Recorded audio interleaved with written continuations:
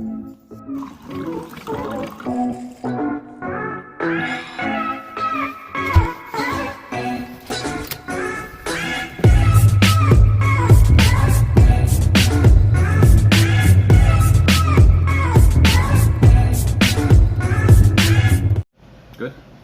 Okay guys, I'm going to show you how we make our little chaffles.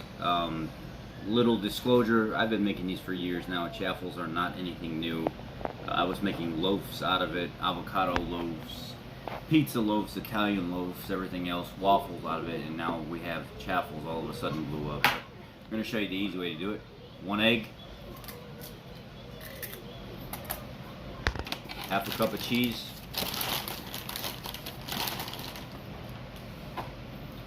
you can literally mix that up and stop there and just mix it up and beat it and put it in your little waffle maker, and it would be done in 4 to 5 minutes. You would have yourself a little waffle, but I don't do that. I've got some brown swerve, like brown sugar swerve, completely keto friendly. Some people don't like it, some people do. Just gonna put a little bit in there. Then I have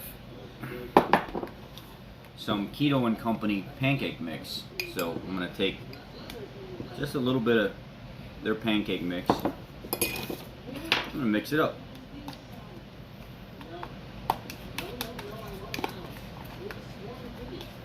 And this shredded cheese it's really big pieces of shredded cheese. It's not finely shredded cheese.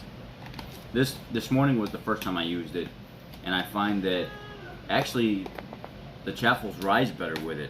It seems like it gives it a more full, thicker body or something like that. So finely shredded cheese is not necessary because the waffle maker is going to melt the cheese anyway.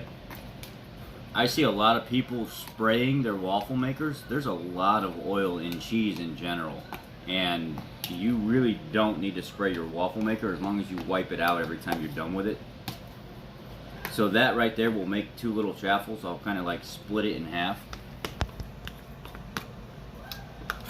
And I'll take half of it and just drop it in the center of my little pumpkin waffle maker. That's it. Then close the lid. And it cooks. And it turns out looks something like this here on the plate. Really cool.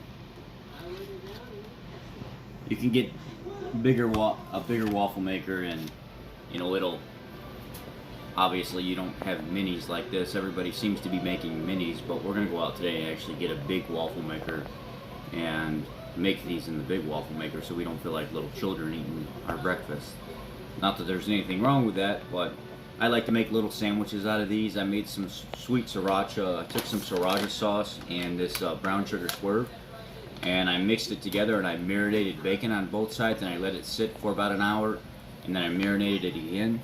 Then I stuck it in the oven, and I actually baked it until it was caramelized on the bacon. And then I took a couple of these mini chaffles, and I actually made myself sandwiches to take to work out of the sweet sriracha bacon. See, it's starting to rise now. You can see it's opening up.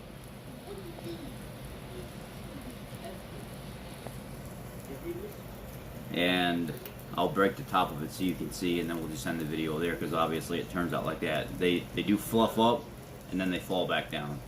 If you take them out while they're big and fluffy, you're going to cut into them and they're going to get flat anyway, and they're not going to be done. You really need to wait like the full 4 or 5 minutes or something like that. Some people like them really crispy. They'll wait longer. And again, if you want something that's like the minimum amount of carbs, no sweetness, no nothing at all, you stop at the half a cup of cheese and the egg and be done. Let's see this here. And there it is, nice and golden brown.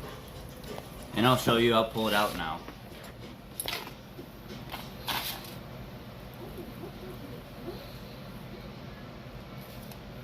It's nice and fluffy on the plate. If I cut into it a little early, it's not going to be very crispy, and it's going to be slightly raw inside, which I kind of like that as well. You know, I know some people don't like raw egg and cheese, but it comes out like a cheesy chaffle instead of one that's cooked all the way through. It tastes amazing. Alright guys, thank you. Be blessed.